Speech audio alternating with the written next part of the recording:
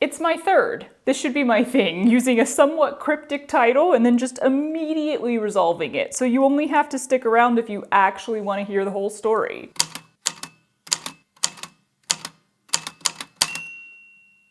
The further we get away from something, in time or memory I suppose, the easier it becomes to forget to mention it, even if we haven't forgotten it itself.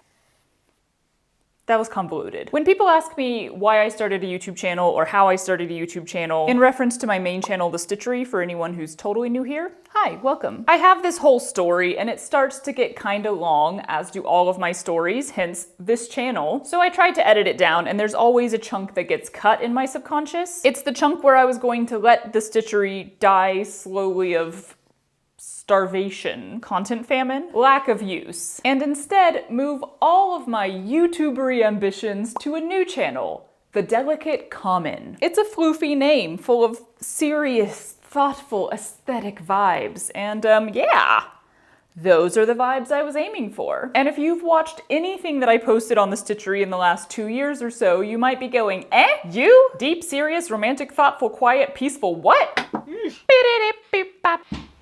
Ow! Ah. Ooh, there's a bug on the floor.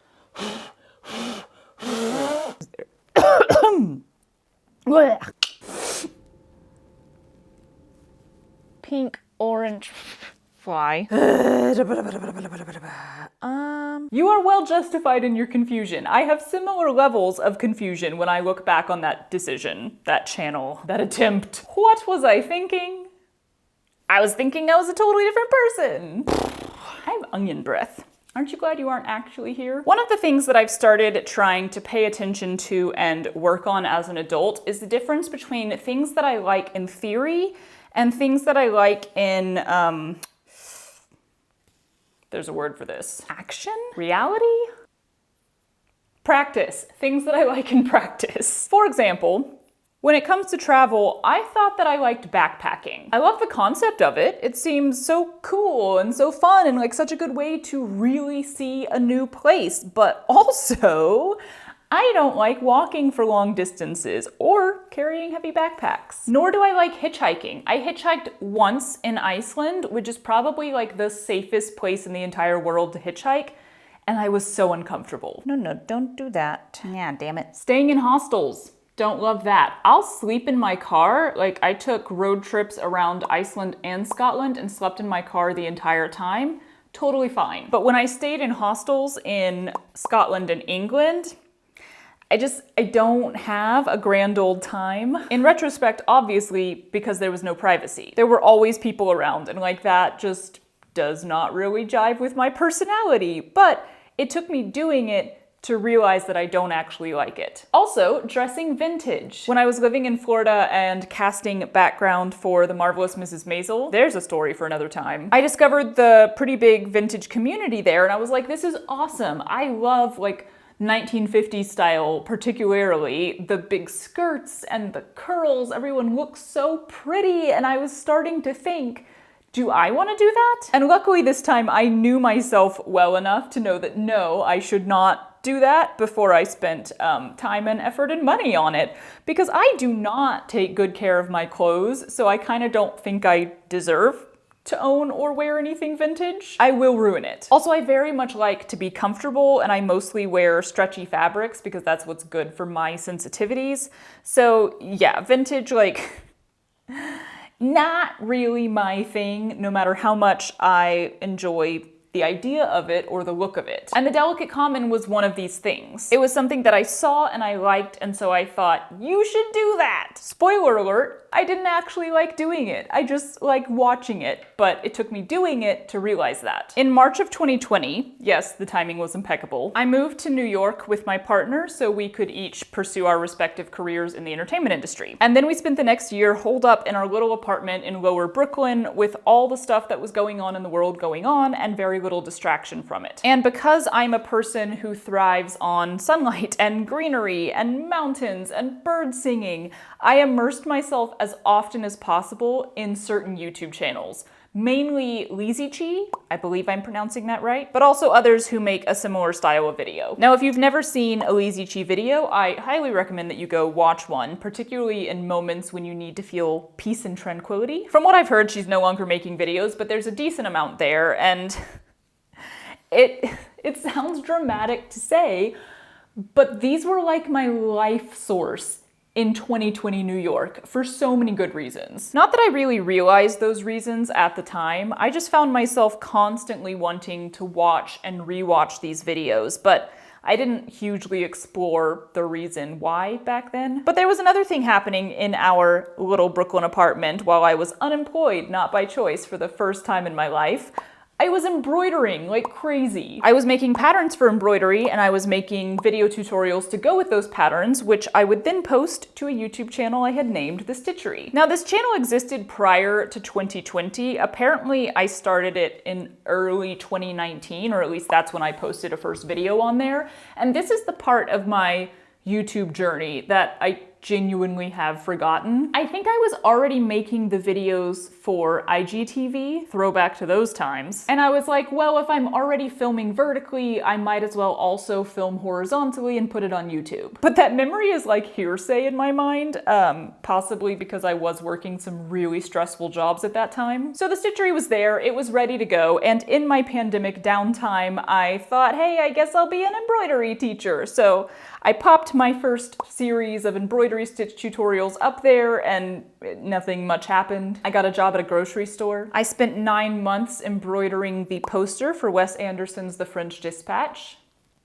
Hadn't even seen the movie yet. I decided with my partner to get the heck out of New York City. And then in December of 2020, weirdly after the sort of YouTube pandemic boom had already died down, one of those embroidery stitch tutorials went lightly viral, and the stitchery was monetized. And I saw for the first time real proof before my eyes that you can make a paycheck on YouTube. So I promptly decided to dump the stitchery and start over with a whole new channel because I had no idea what I was doing. Some things never change. I'm a practical kid, y'all, and it did not take much observation for me to realize that a tutorial-based channel was not really the best path to stability around here. I also hated making tutorials because, oh my goodness, have you ever tried to film your hands doing something that is smaller than one finger? Focus, lighting, angles, like all of it is an absolute bitch when you're trying to do it by yourself. My back, the pain. My neck, the pain. Anyway, I knew I didn't want to keep making embroidery tutorials. I knew I would run out of stitches to teach pretty quickly, and I knew that embroidery tutorials would be pretty limiting in terms of growth. What I really wanted to do was create the thing that I loved. I wanted to be Shhh. At this particular period in my life, I just loved that style of video so much, and on the practical side, it seemed like a really good fit for me. Still footage filmed with a tripod, which means that you can do it yourself. It's a one-person operation. An emphasis on nature and beauty and creativity, right up my alley. Quiet background music. No talking, just captions every now and then if there was something worth saying. This was appealing to me because at the time,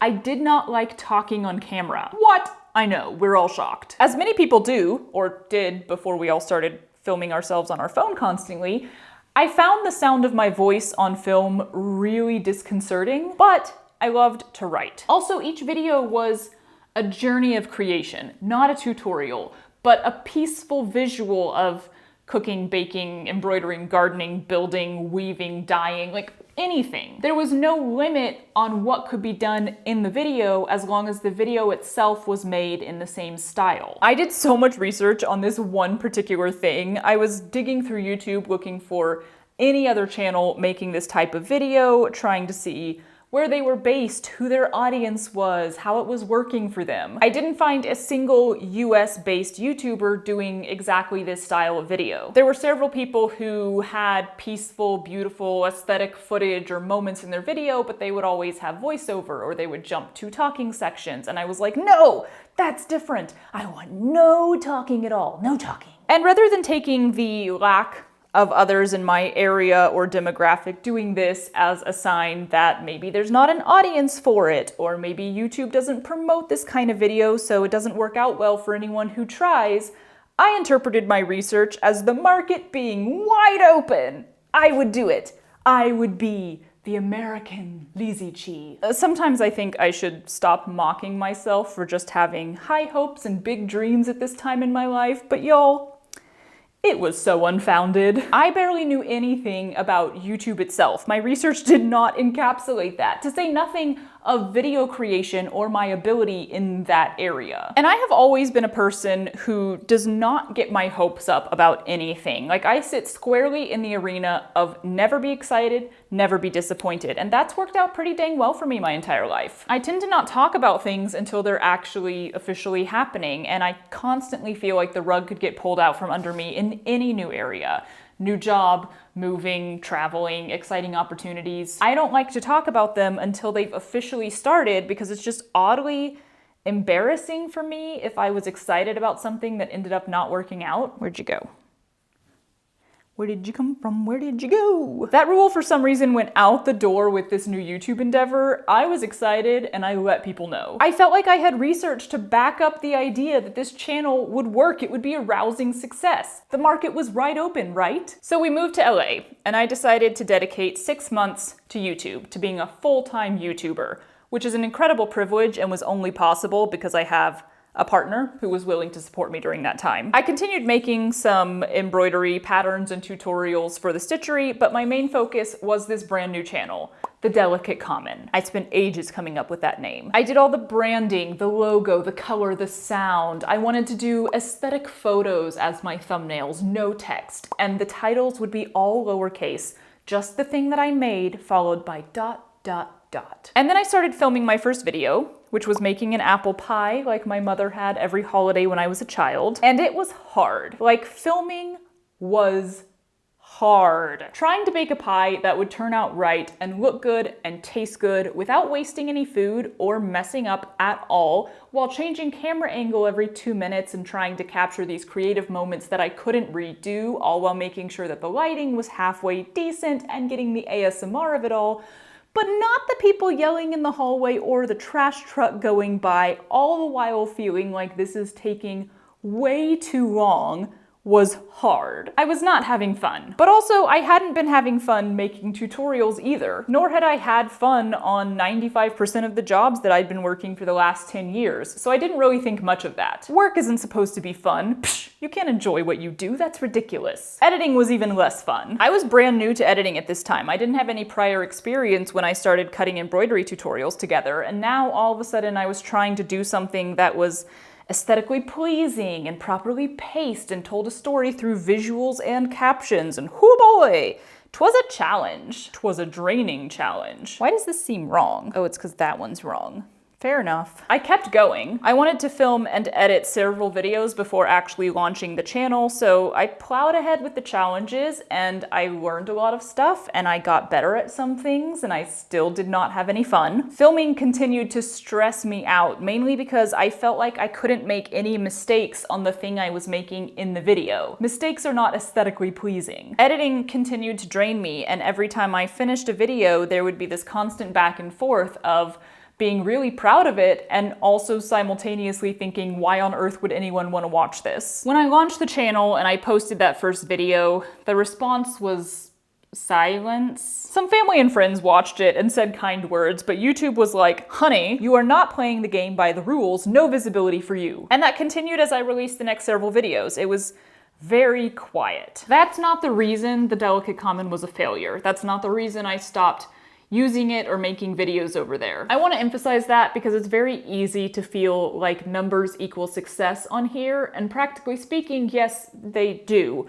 But success looks different for everyone, and numbers are not the only way to be successful. They are not the only sign of success. If I had truly loved making this style of video, if it was a creative outlet that fueled my soul and brought me joy, then it would not have mattered that the audience was small. I would have kept creating for the joy of creating and let the audience grow slowly over time as I grew in the art that I was making. And I can say that with confidence because that's what ended up happening over on the stitchery. While I was making these serious, thoughtful, aesthetic videos for The Delicate Common, I was also starting to branch out from embroidery tutorials over on the stitchery. I tried adding voiceover first, And then I tried appearing on camera, talking on camera. Ooh. I discovered that the my voice is weird as crap on camera thing goes away really fast when you just keep doing it. I started exploring new areas of fiber arts that I knew nothing about, doing project vlogs where I didn't know what I was doing and I made a lot of mistakes and the final product wasn't always that good. And I was having fun. I liked making this style of video. It didn't stress me out. I got to be myself on camera, be silly and weird and clumsy instead of this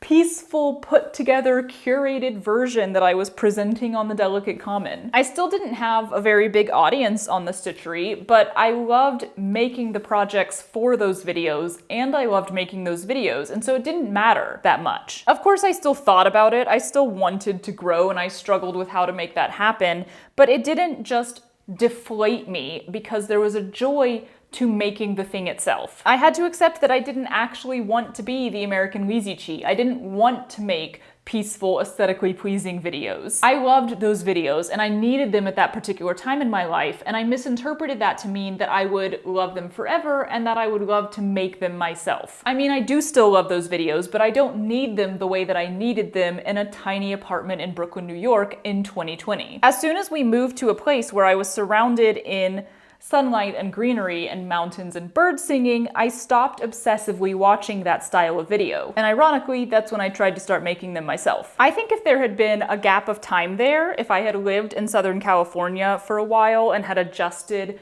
to enjoying my surroundings in real life, not on a screen, then the idea of making aesthetically pleasing, thoughtful, peaceful videos probably would have faded away before I ever tried it. But I am really honestly glad it happened. I'm grateful for the failure that was the Delicate Common. I learned a lot about filming and editing from those, 10, 11 videos. I got more comfortable on camera, and I realized what didn't work for me, which immediately informed what would work for me. I did want to make videos. I just had to find the right style for me, and I had to realize that what I loved watching is not the same as what I love being and doing and making. So the Delicate Common sits quietly as a testament to things that I love in theory. I had to do it to realize I didn't love it. Maybe one day I will be feeling super artsy and thoughtful and I'll make another video for it, but probably not. I'm messy and I'm unprepared and I'm winging it and I'm gonna drop stuff and make mistakes and sing about it and talk so much, so very, very much.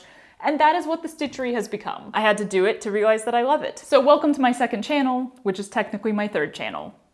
But who's counting? Hi.